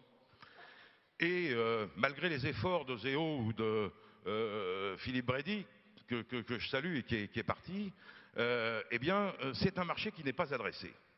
Nous avons donc considéré qu'il fallait adresser ce marché en mettant, comme vous l'avez dit tout à l'heure, l'épargne longue des Français en face de l'économie réelle, et grâce à un système de notation sur lequel nous avons travaillé de nombreuses années, nous avons aujourd'hui la possibilité d'accompagner des entreprises lorsqu'elles font un investissement productif, des petites entreprises entre 250 000 euros de chiffre d'affaires et 15 millions d'euros de chiffre d'affaires. Eh bien, lorsqu'elles investissent, pour leur éviter éventuellement de procéder sur une ponction de la trésorerie, on leur propose de les accompagner à travers un prêt participatif. Et grâce à cette notation, nous avons pu convaincre des investisseurs. Nous avons levé la semaine dernière sur les marchés financiers avec, si j'ose dire, l'accompagnement de très grands assureurs français, AXA, la CNP, AG2R, la Mondiale, Natixis Assurance. Nous avons levé des fonds pour permettre de financer l'investissement productif en France de ces TPE-PME dans les chiffres d'affaires que j'ai évoqués, afin, là encore, d'adresser un marché qui, aujourd'hui, est un marché que tous les experts comptables qui sont ici et les 19 000 adhérents de votre ordre connaissent bien, qui sont souvent dans des états de fragilité, avec une vertu particulière, c'est que le prêt participatif, vous le savez bien, est assimilable à des fonds propres et qu'il permet de rassurer le banquier, de rassurer l'assureur crédit et de leur permettre un nouveau développement sans pour autant les fragiliser. Et ça, c'est le business model que nous avons monté en puissance et qui est opérationnel aujourd'hui. Vous avez un beau projet, Agnès Bricard, avec Isodev. Est-ce que vous pouvez nous en parler 3 secondes et puis je vais vous laisser pour ce moment solennel. Et je vais vous inviter à aller... Avant qu'Agnès, tu parles, il y a un truc que je ne savais pas, il faut que je le dise, parce que Philippe m'a demandé d'être son intermédiaire pour qu'il puisse contacter Agnès et trouver un accord avec elle. Je lui avais dit, je t'indiquerai pendant le congrès le prix. Le prix est assez simple. J'ai dit à mon Philippe, c'est pas cher.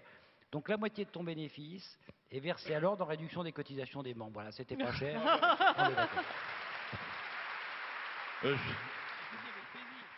Je dis bien évidemment avec plaisir parce que pendant plusieurs années, on va perdre de l'argent tout d'abord et ensuite, j'espère qu'on en gagnera. Putain, Agnès, c'est un mauvais coup, ne signe pas. Allez, allons signer.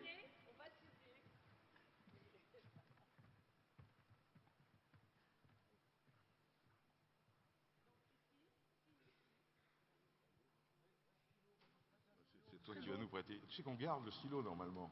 Non, tenez. Voilà, c'est fait. Merci. Donc vous saurez l'ensemble des experts comptables qu'avec Isodev, nous avons pris justement cette position pour aider une fois de plus le financement.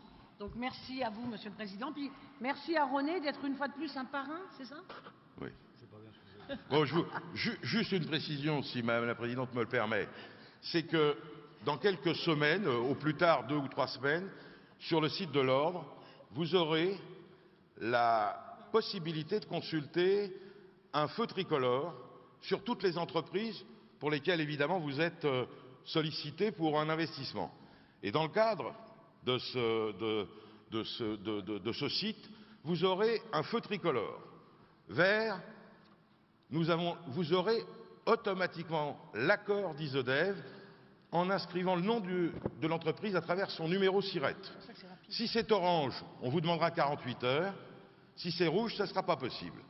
Et ça, grâce à l'intervention des équipes de l'Ordre, que je remercie d'ailleurs, ça sera opérationnel dans 15 jours. Et ça vous permettra, contrairement aux autres dossiers, de savoir a priori, avant d'avoir été en accompagnement de son banquier, qui va financer, lui, 70% de l'investissement, de savoir que nous pouvons intervenir en fonds propres dans l'entreprise qui est une de vos clientes et que vous aiderez par la même. Voilà. Merci encore à tous. Merci. Voilà. Alors, quelques minutes pour conclure, comme il se doit, cette séance plénière. Si nous avons fait de la croissance le thème de cette conférence, c'est parce que cette croissance n'a jamais été autant d'actualité. Et vous l'avez vu notamment au cœur des dernières campagnes présidentielles. La croissance est notre objectif à tous. C'est d'abord pour notre cabinet, mais c'est aussi, comme vous le savez, pour nos clients. Nous traversons cette période de mutation et nous devons toujours et encore innover et créer. Voilà pourquoi il est important de rappeler que les experts comptables sont des acteurs clés pour accompagner cette croissance. Et vous venez de le voir, pendant tous ces débats, où nous avons souhaité y apporter, une fois de plus, cette innovation qu'est la nôtre, cette créativité qu'est la nôtre, ce capital immatériel qu'est le nôtre. Tous ces accords soulignent la position stratégique de la profession dans une démarche qui est au service de la croissance. Aussi, c'est vrai que nous sommes des capteurs d'informations. Le ministre hier, Pierre Moscovici, nous l'a dit, nous sommes aussi des veilleurs, nous sommes aussi des sentinelles au service des entreprises. D'abord en les conseillant, ensuite en les accompagnant et ensuite en mobilisant les acteurs économiques et les acteurs politiques. Et bien sûr, les pouvoirs publics. Alors nous serons, c'est vrai, au rendez-vous, René, pour dire haut et fort ce que est réellement pour nous la croissance à travers ce débat qui s'appelle le débat fiscal actuel. La promotion, comme vous l'avez compris, de cette profession que nous sommes est d'abord un travail offensif. Et vous savez que nous sommes offensifs. Et on a bien ce rôle essentiel à tenir au cœur de cette économique. Cette dynamique s'inscrit bien sûr dans un partenariat gagnant-gagnant. Et notre profession a tout à gagner à ces nouveaux enjeux. Nous serons là au moment où on nous demandera, mais on sera là aussi au moment où nous avons à prouver une fois de plus notre capacité d'innovation. Si nous sommes au cœur de cette croissance, c'est parce que aussi nous avons à nourrir cette croissance. Et là, le gouvernement, vous l'avez constaté hier, a bien compris l'importance de notre profession, en la personne d'abord de Pierre Moscovici. Il faut qu'il sache que nous serons là pour le débat d'idées et je vous assure que le Conseil supérieur, nous, vous savez bien que nous représentons les 19 000, je peux vous assurer qu'on sera bien au cœur des débats. Vous pouvez compter sur moi et je sais que je peux compter sur vous. Merci.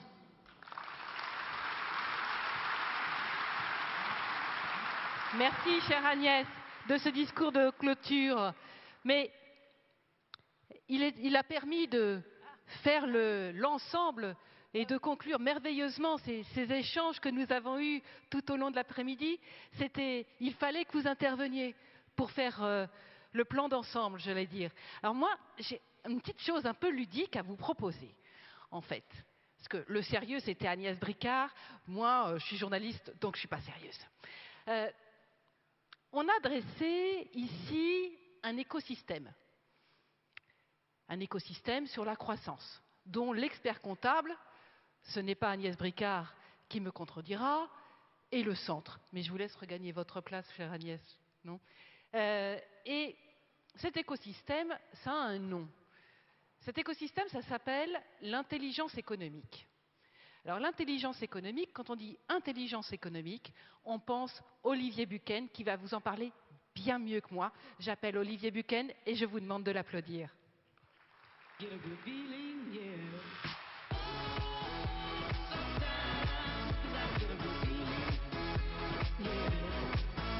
sûr, venez.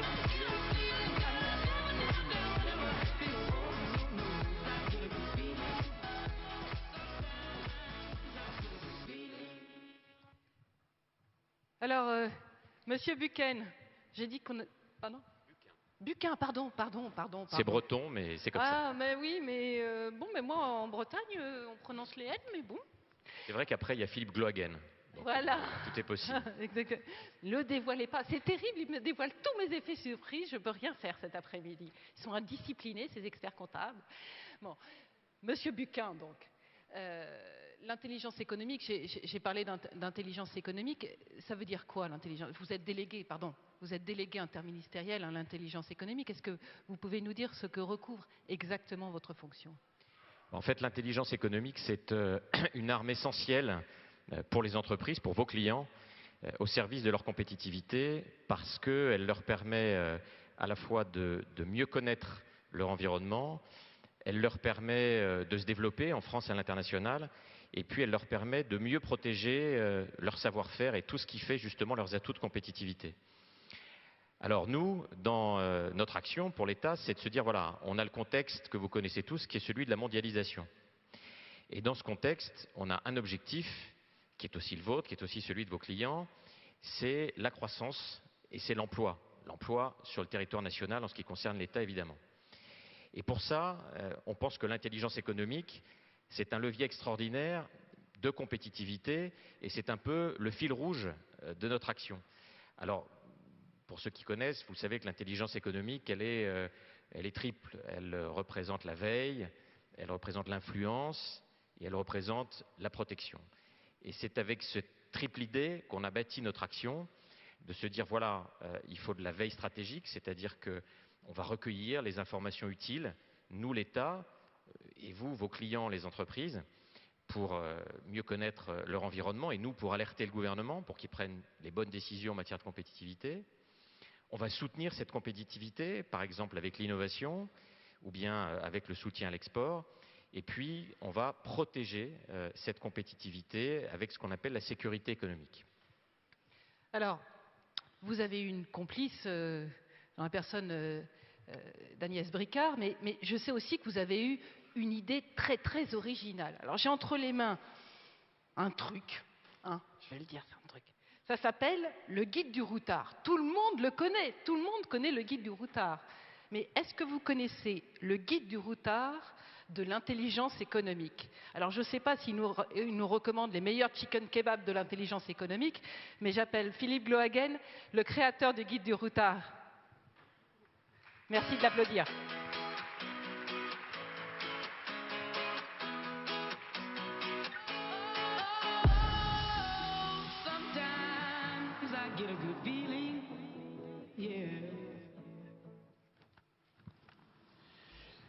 Bonjour tout le monde. Bon, je ne vais pas en faire une maladie, mais chez nous en Bretagne, on dit Glohagen.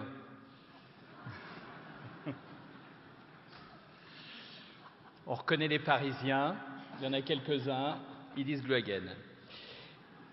Alors effectivement, je suis très fier de vous présenter aujourd'hui le tout nouveau guide du routard de l'intelligence économique.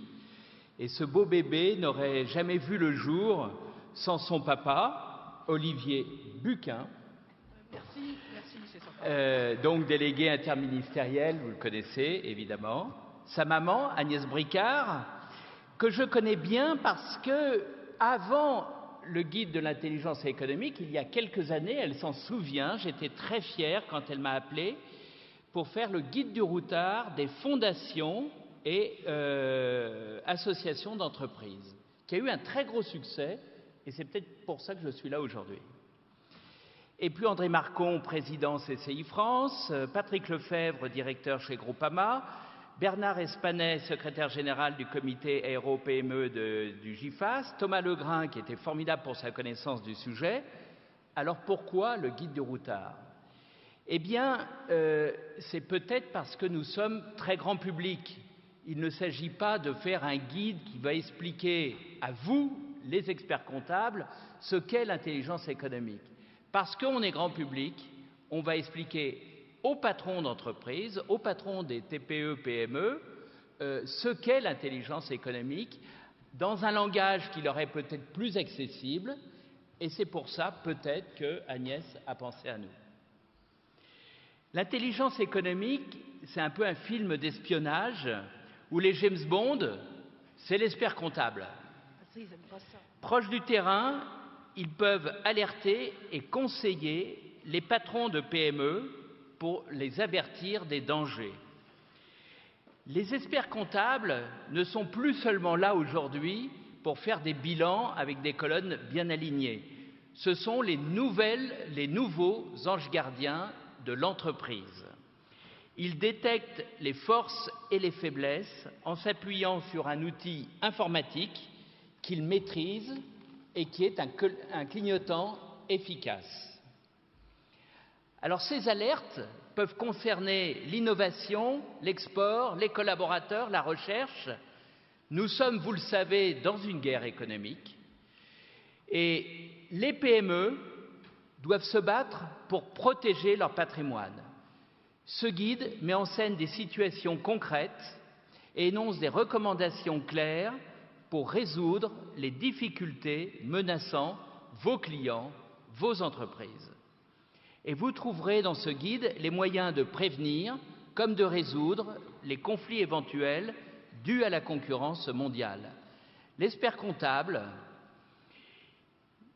par sa connaissance précise, est un précieux conseil.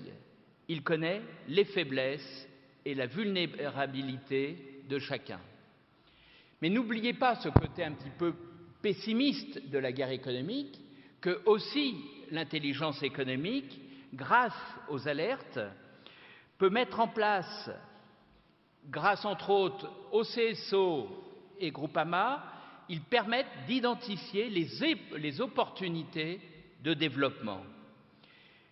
Donc ce guide du routard, je l'espère, constitue, j'en suis convaincu, un véritable compagnon de route pour toutes les TPE-PME qui sont décidées à s'engager dans l'ère de la mondialisation. Merci. Venez vous asseoir avec nous. J'aimerais quelques mots de la maman. Est-ce que vous êtes fiers de votre bébé? Écoutez, les experts comptables, dès lors qu'on parle du guide du routard et qu'on parle de la marque, parce que c'est tout de même le père fondateur du guide du routard, il nous a accompagnés sur toutes les routes. Alors nous accompagner avec l'intelligence économique, oui, on devait le faire, donc on l'a fait tout simplement, et il va dédicacer, venez sur la place du Conseil supérieur, au 2e étage, il va justement, le père fondateur, dédicacer, ainsi qu'Olivier Buquin, va dédicacer aussi, puisque, comme vous l'avez entendu, il est en charge de l'intelligence économique au niveau national, au niveau français. Donc n'hésitez pas, venez avec votre guide du routard, on en a un certain nombre pour vous. Il est bleu. On en a plus de 3000, donc venez chercher votre guide du routard et faites-le dédicacer. Est-ce que, allez-y, est-ce que Olivier je Buquin. je voudrais juste ajouter, profiter de l'occasion sur ce sujet pour vous dire que nous sommes vraiment, au niveau de l'État, de la délégation interministérielle à l'intelligence économique, qui s'appelle la D2IE, c'est plus court. Notre volonté, c'est vraiment d'avoir une action concrète et opérationnelle en intelligence économique pour vous et vos clients. Et avec vous, puisqu'on a, avec Agnès, conclu un partenariat il y a quelques mois de ça. Et je voudrais juste vous donner 3 exemples très rapides. Le premier, on parle de veille. Eh bien, grâce à vos alertes, aux alertes comptables, aux alertes que vous donnez à vos clients, vous êtes un vecteur essentiel de veille qui permet aux patrons de TPE et de PME d'éviter, d'anticiper sur des difficultés. Deuxième exemple, je vous disais tout à l'heure que la compétitivité, elle vient notamment par l'innovation. Nous avons publié à la D2IE, il y a 6 mois, un guide de l'intelligence économique pour la recherche. Ce n'est pas un guide du routard, c'est un guide pour la recherche qui s'adresse aux chercheurs publics, mais qui s'adresse aussi aux chercheurs du secteur privé. Il est en ligne, il est disponible et il explique aux chercheurs comment mieux protéger leurs recherches des convoitises extérieures et comment mieux faire en sorte que leurs recherches, leurs innovations bénéficient à nos entreprises françaises. Alors je vous invite à aller sur les sites où se trouve ce guide, à le télécharger et à proposer à vos clients qui ont des services R&D de le mettre en œuvre pour que plus efficacement la recherche se transforme en emploi, ce qui est notre objectif. Et puis dernier exemple en matière de sécurité économique, nous travaillons avec Pierre Moscovici, que vous avez vu hier, je crois, sur un projet de loi sur la protection des secrets d'affaires, donc les fichiers clients, les plans stratégiques de vos clients. Dans quelques mois, je pense que ce projet pourrait être voté au Parlement. Et nous diffusons, la D2IE, nous diffusons une lettre d'information économique, relayée, je le sais, par l'Ordre des experts comptables, donc vous l'avez probablement reçue, nous en sommes au 2e numéro, très concrète, comment accueillir des délégations au sein de votre entreprise, comment mieux s'organiser pour protéger ces informations quand on est en voyage. Donc j'espère que vous l'avez, cette lettre. Si vous ne l'avez pas encore, inscrivez-vous, vous la recevrez. Et puis notre dernière action, c'est justement la pédagogie, la formation, la sensibilisation, pour au plus près du terrain faire en sorte que l'intelligence économique entre dans le quotidien. Nous avons réussi à ce que le gouvernement décide, il y a déjà quelque temps, que tous les étudiants de l'enseignement supérieur soient formés à l'intelligence économique avant la licence, très bien pour les étudiants, et nous voulions maintenant justement avoir une action toute particulière sur les patrons de TPE et de PME, et c'est vrai que moi ça fait, Philippe, allez, au moins 25 ans que dans tous mes voyages, je vous l'avais dit au début quand on s'est rencontrés, j'ai le guide du routard dans ma poche. Et quel outil extraordinaire pour découvrir justement souvent le côté pile. On a des guides très officiels qui nous disent les choses, mais quand on visite, on se rend compte que finalement, c'est pas toujours aussi vrai que c'est écrit. Avec le guide du routard, on sait les pièges à éviter, on sait les bonnes adresses où aller. Eh bien, dans l'intelligence économique, grâce à vous, grâce à Agnès qui nous a soutenus et aux autres partenaires, on a maintenant un outil pour vos clients qui est extraordinaire, de concret, de simplicité, d'outils pratiques, de bonnes adresses. Donc merci Agnès pour votre soutien, merci aux autres partenaires et merci à Philippe pour cet extraordinaire ouvrage et on va vous le dédicacer. Voilà. Merci et n'oubliez pas justement d'aller sur le stand du Conseil supérieur si vous voulez vous faire dédicacer pour les fans du guide du routard et pour ceux de l'intelligence économique. Merci, merci à vous d'avoir été là. J'ai éprouvé un immense plaisir à me retrouver ici avec vous, expert comptable. Alors, au fur et à mesure de la journée, on a vu, vous êtes impresario des entreprises, Indiana Jones de l'intelligence économique, mais vous êtes avant tout expert comptable au service des entreprises.